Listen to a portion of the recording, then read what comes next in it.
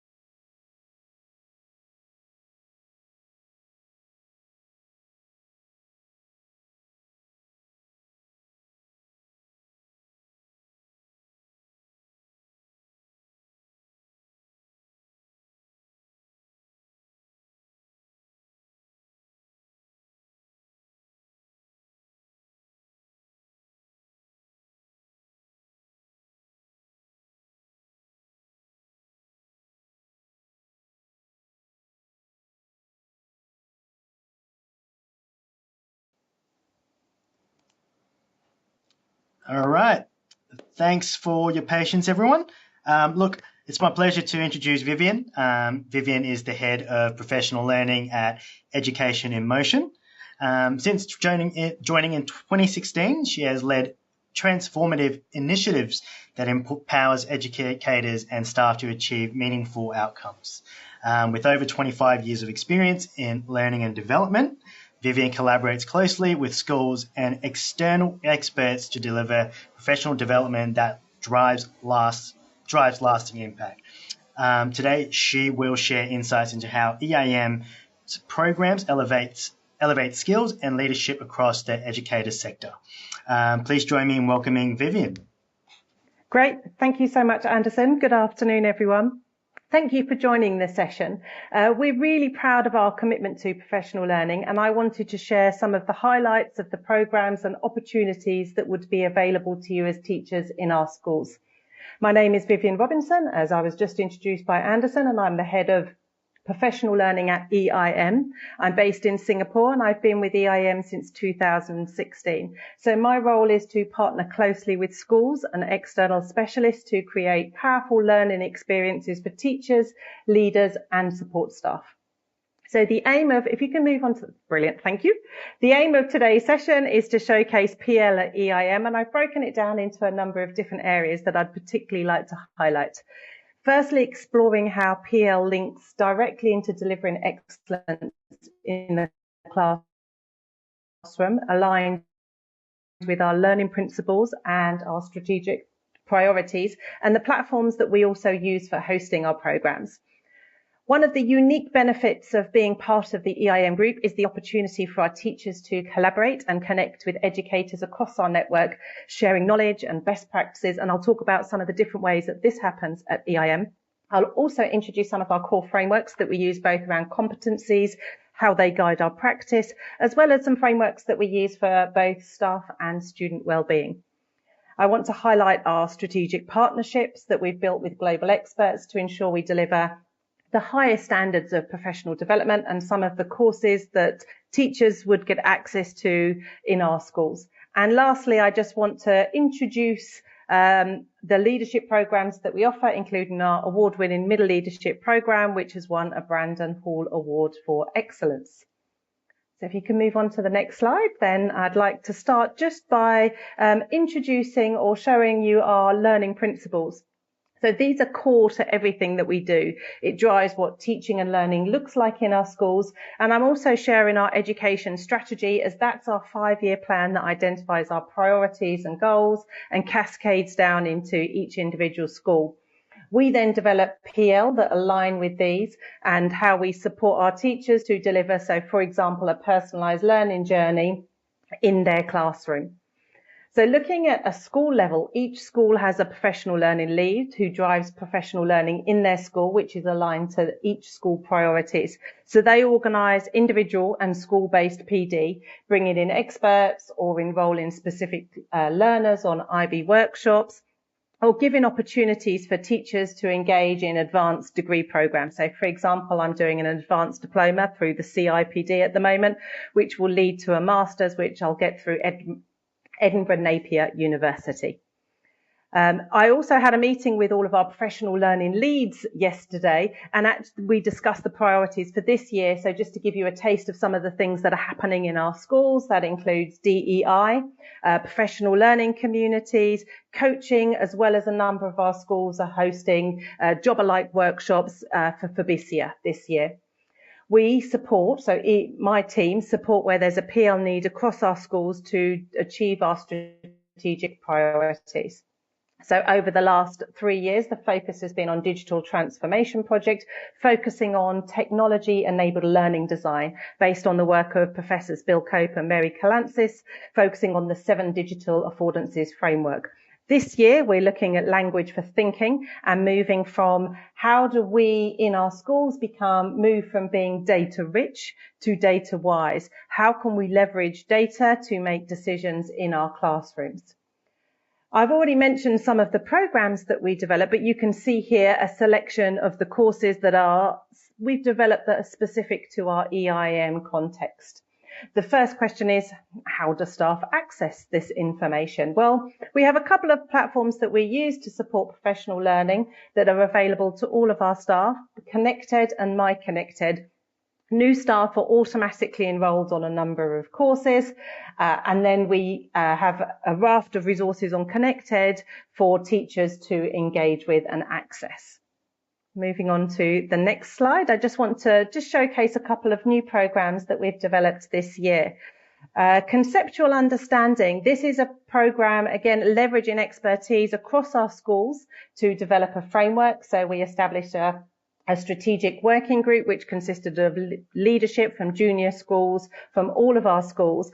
And this program, the professional learning that has come out to develop and support the framework. And it isn't about telling teachers what to do, but about setting out the broad beliefs based on fundamental principles that we need to help students develop a mindset for creative and critical thinking, for problem solving, and building that conceptual understanding. We've partnered with Daniela Tanzio, who works with many educators to create supporting professional learning. But this isn't about completing a course online in isolation, but it's been designed to be done as part of a team during meetings to provoke discussion. So how can this be applied in our context? The most powerful professional learning comes from sharing and discussions. So engaging learning is for early years, although we're also looking to develop something similar for junior school this year. It has identified a number of strands around knowing the child's spaces for learning and foundations for learning, and is then broken down again into specific elements such as partnerships with parents and risky play, and then looks at each strand posing reflective questions and practice for children under 3, children 3 to 5, and then 5 to 7. Referencing research and best practice along the way. It's really powerful document, again, designed to support professional development discussions for teachers. Finally, I wanted to highlight language and thought. This is our PL focus for this year and will be the focus of our professional learning day in November. Understanding how to support students to build thinking through language. And you can see a couple of QR codes up on the screen. The first one is a short interview with Leslie Meyer, who I think many of you should have already heard at the beginning of today's session, introducing why this is important for us. And the second one is a short animation introducing the concept of CLIL. So this is introducing some of the concepts and frameworks that we will then build on as part of our professional learning day and then leading into the rest of this academic year. Okay, move on to the next slide, please. Thank you. So we are a family of schools, and wherever possible, it's great to bring together teachers together, whether that's visiting other schools, being involved in quality assurance visits, PL events, functional conferences, student events, such as student leadership, Olympiad, and, for example, our heads of senior school have been together at the end of last week. So collaboration is hugely beneficial. We learn from each other, and there's so much excellence in our schools, and it enables teachers to share best practices, ideas, resource, innovation. And our Global PL Days, which I've already referenced, is coming up next month, where we'll have 3,000 staff online together, led by Professor Russell Cross from the University of Melbourne. And our support staff will all be coming together as well, focusing on personal professional development. So there are lots of ways and lots of opportunities to connect with colleagues in similar roles across our schools, not just in your own school. If you can move on, if that's okay, fantastic, thank you. I wanted to share our competency framework. So they articulate what good teaching looks like. They're used as a basis for quality assurance visits. And again, they support those professional development conversations for teachers. And leading on from that, we've also developed something similar, which is, what does good leadership look like? We've got competencies for support staff with professional development, not only around just going on courses, but identifying opportunities to build knowledge and skills. It's about not just coming into our school and getting on, but actually how can we build your skills professionally as well. And if we can move on just to the next slide, because I also just want to just show you our wellbeing frameworks. So we've developed over the last few years frameworks for both staff and students. And now we're building out supporting professional learning to support those. So Wellbeing Educator is a professional learning program that staff have access to that really supports that. And it was developed by David Bott at the Wellbeing Distillery out of Melbourne. And it's based on research, practical advice, and it's delivered in a really engaging way. It's a fantastic course, one that I would highly recommend looking up. It's a really powerful piece of professional learning. And moving on from one partnership, I just want to share some details of some other partnerships that we have. If we can move on to the next slide, please. Great, thank you.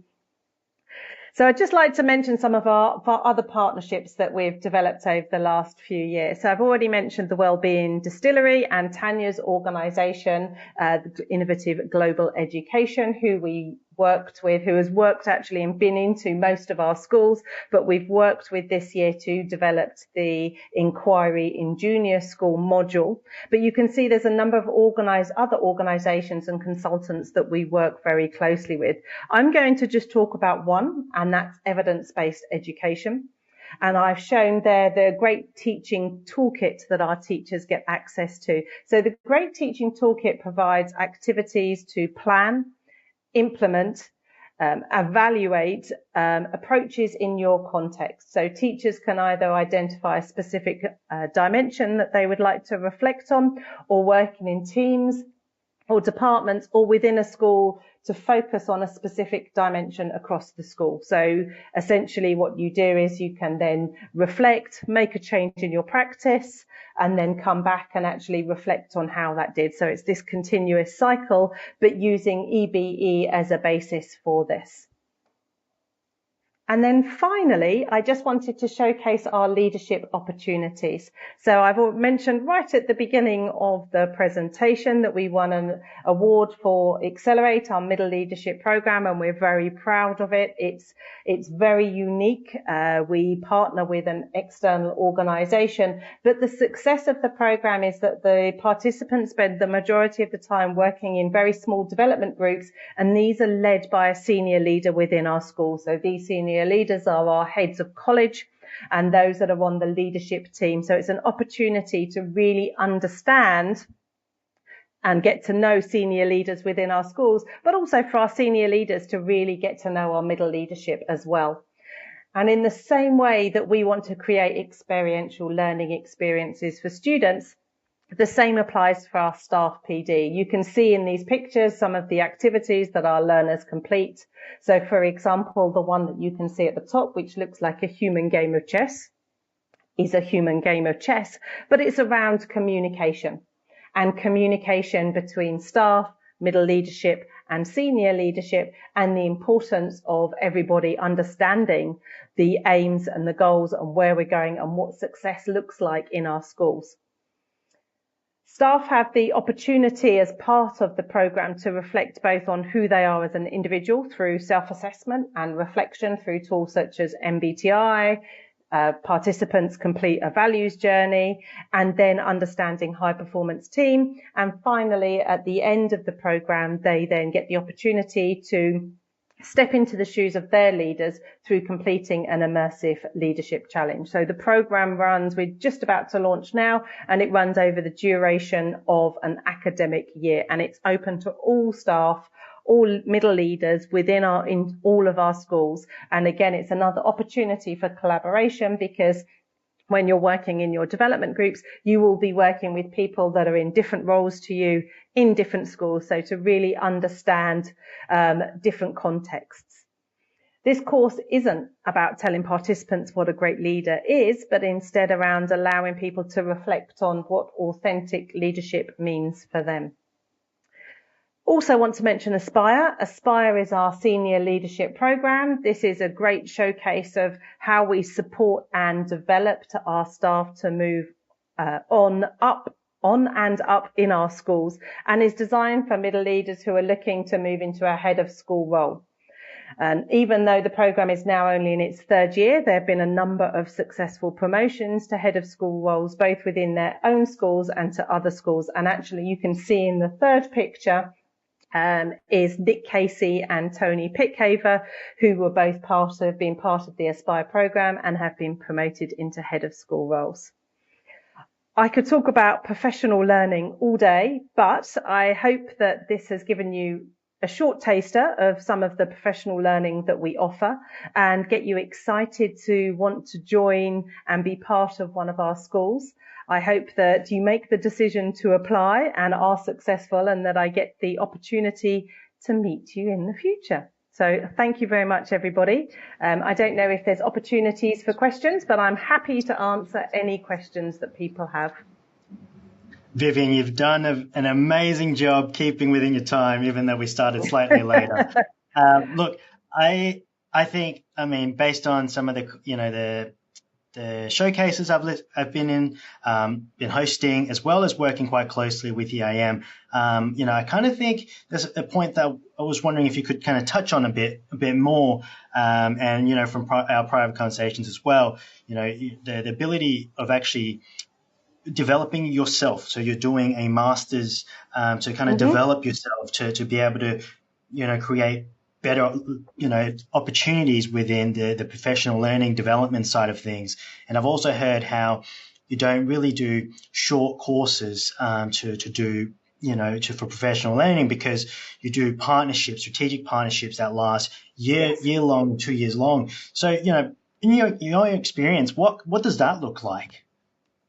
I think it's more than just about ticking boxes for professional development.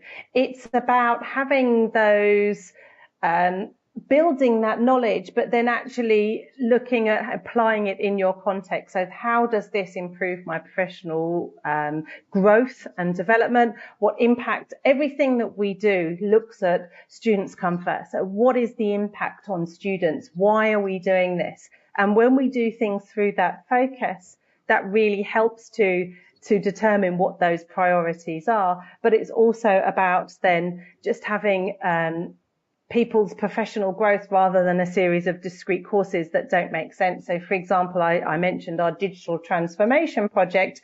That hasn't now died and gone away. We're actually now building on that with the language work that we're doing and the data work that we're doing. So everything is then all linked together so that it forms holistic, and the same that the work that happens in our school is all linked to actually where we're trying to go and to really deliver innovation in education and in our classrooms. Amazing. That's really great to hear. And I think a lot of people are quite inspired by it based on the comments they've left. So Jeffrey thinks it's investment in growth for faculty. It's clear. So I think your presentation and the information you have provided everyone has been very inspiring. So we would like to thank you for that, Vivian. No problem. It's been a pleasure. Sure. One more thing, Fanny does have a question, well, a request more so. Mm. I would like you to talk more about what quality assurance it entails. So that's where we do quality assurance visits within our schools. I'm not an educator, so I'm not involved in those, but we have then heads of schools, heads of college that get the opportunities. They go into other schools to be able to observe, make recommendations. But it's again, those discussions are around professional growth and development rather than focusing on, well, actually, you're not doing this. So everything is around professional growth. We use our teacher competency framework, which is also aligned with the elements from the EBE. So again, there's this linking of what does excellence in teaching look like in our schools and how can we support that? Cool. Amazing. And I think one more comment from me is that I just want to back up the statement Jeffrey has left. It is an investment. It's not a job. It's a career that I think if you take that step within EIM, it is a career, and you will continue to grow. And, I think it's quite evident by, the head of colleges moving around and I've been with Swell for 3 years. I've been supporting EIM for 3 years and I've only spoken to the same people for the past 3 years. So I think that's quite evident there. Look, I don't know if there's any other questions from the chat. If not, we will let Vivian enjoy the rest of her evening. Great. All right. Happy to answer any questions. And if anyone wants to reach out to me directly, you'll be able to find me on LinkedIn. So please feel free to reach out with any specific questions. Happy to engage and answer any. All right. Thank you so much, Vivian. It was nice reconnecting with you again. Great. Take care Thank now. you so much, Anderson. Wishing Bye-bye. you a fantastic weekend. You too. Thank you. Bye.